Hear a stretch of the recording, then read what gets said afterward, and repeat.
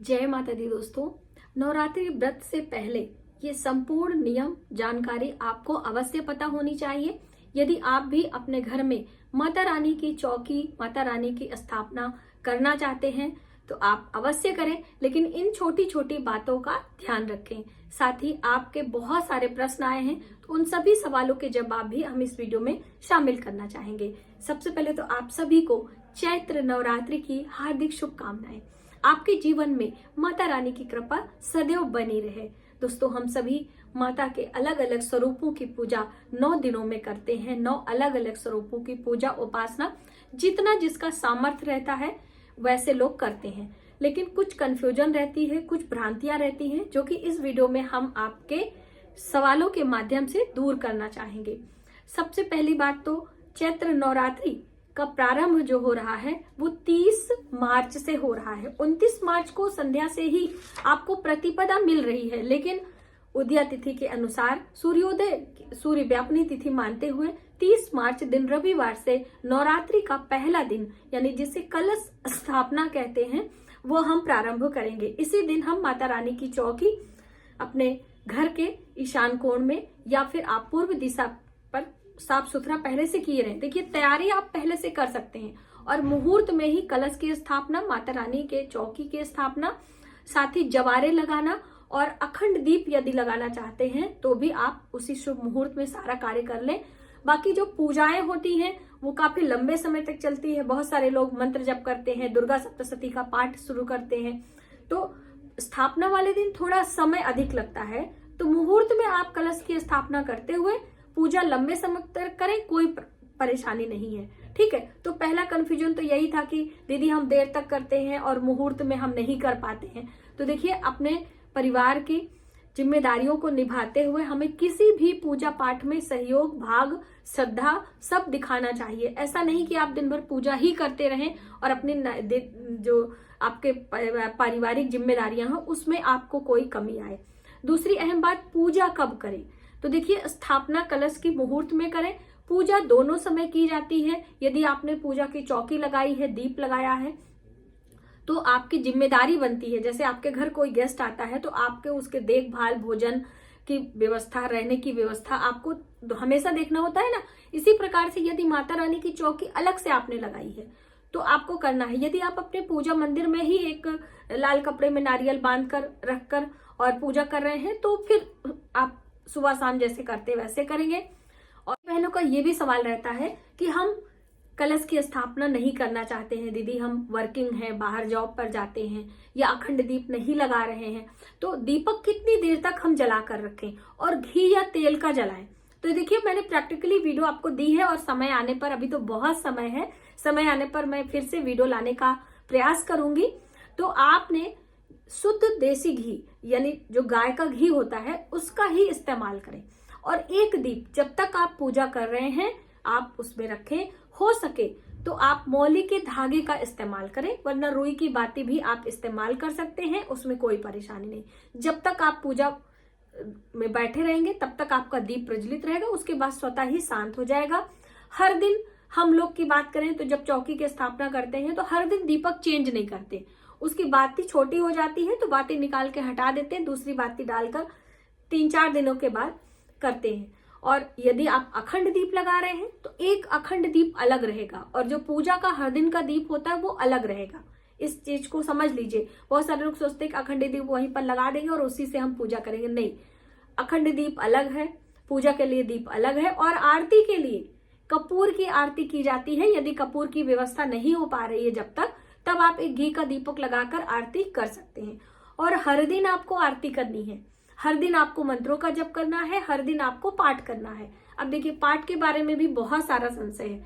दुर्गा सप्तशती का पाठ करना नवरात्रों के दिनों में, देखिए ऐसा नहीं है कि सिर्फ आप नवरात्रों के दिनों में ही दुर्गा सप्तशती का पाठ कर सकते हैं। ये तो माता रानी का दिन है, इसका पुण्यफल हमें 10 गुना अधिक मिलता है, इसलिए लोग इसमें अधिकतर करते हैं। आप कभी भी दुर्गा सप्तशती पाठ करने का नियम ले सकते हैं।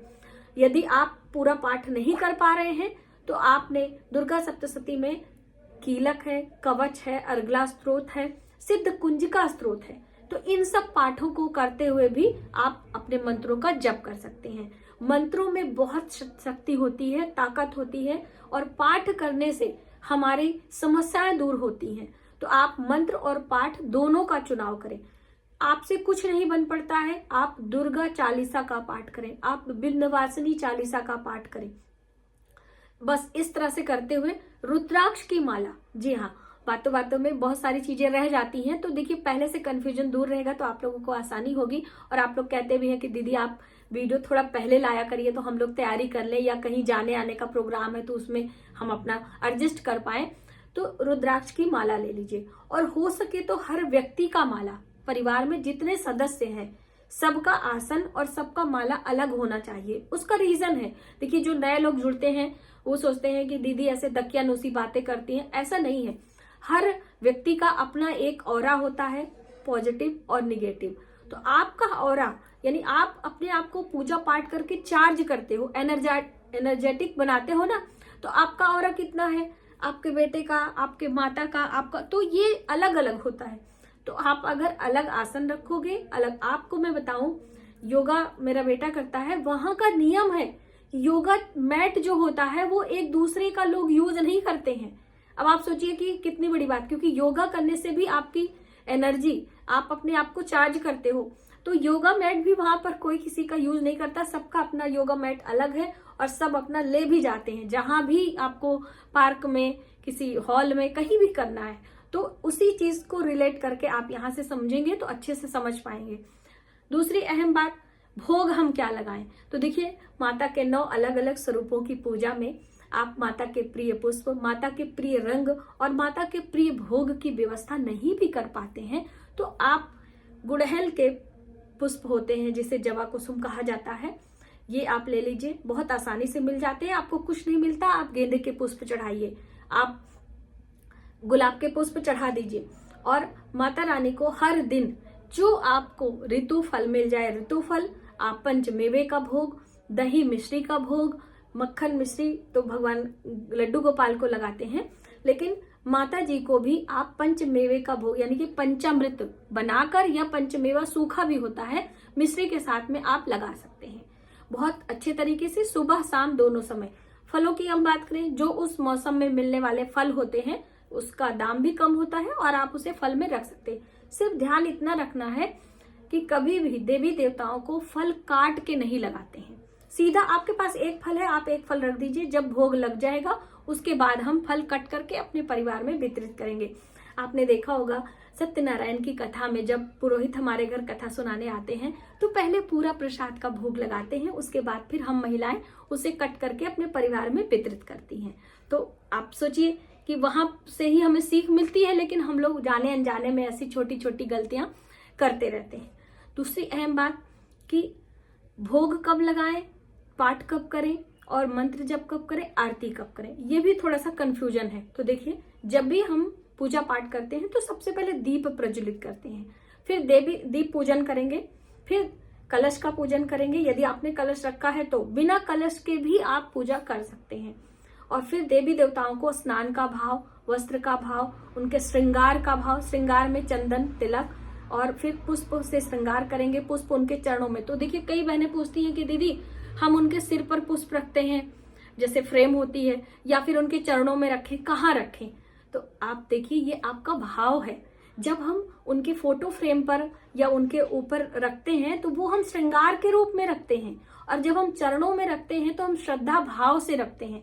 आपके घर कोई गेस्ट आता है तो आप फूलों की माला उनके गले में डालते हैं, पुष्पों की वर्षा करते हैं, तो बस वही भाव है। माता आपके घर आई हैं, आपके स्वागत में क्या करना है ये आपको तय करना है, इसको किसी की बताने की जरूरत नहीं, ये कोई नियम के अंतर्गत नहीं है।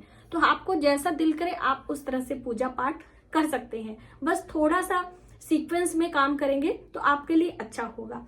फिर हम श्रृंगार करने के बाद गौरी गणेश की पूजा आपको हर दिन करनी है, फिर आपने उनको भोग लगाना है। अब भोग आपका लग गया, धूप दीप दिखा लिया, माता रानी को प्रणाम कर लिया, 9 देवियों का नाम आपको हर दिन लेना है, ठीक है। और जिस देवी का दिन हो उस देवी का पहले उसी दिन से शुरुआत करते हुए आपको करना है।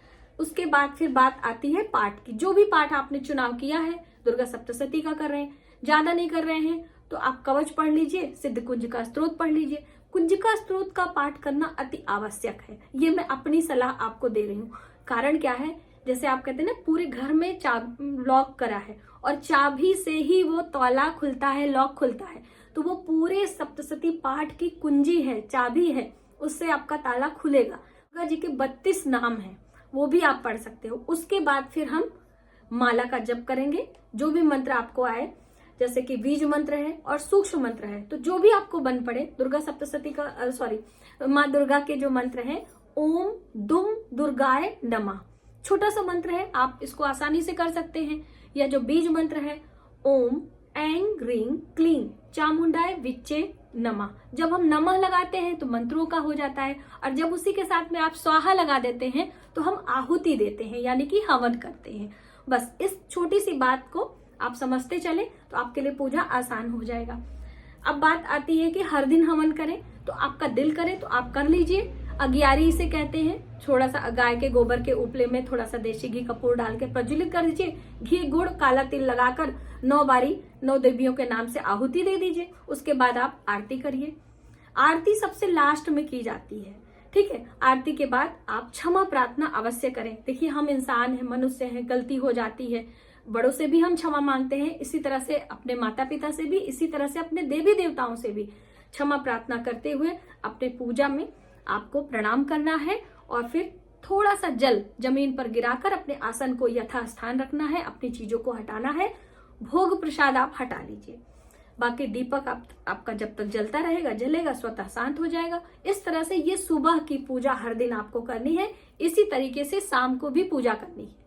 तो मुझे उम्मीद है कि आपको ये वीडियो काफी हेल्पफुल लगेगी और आप इस तरह से 1 बाय 1 माता रानी की पूजा करते हुए उनकी कृपा प्राप्त करेंगे। आज की वीडियो में बस इतना ही। यदि जानकारी आपको थोड़ी सी भी हेल्पफुल लगे तो प्लीज वीडियो को ज्यादा से ज्यादा लोगों में शेयर करें और आने वाले वीडियो की सब्सक्राइब करें, क्योंकि नवरात्रि में बहुत सारे अखंड दीप, कलश आदि के बारे में जानकारी 1 बाय 1 हम आपके लिए लेने वाले हैं। जय माता दी।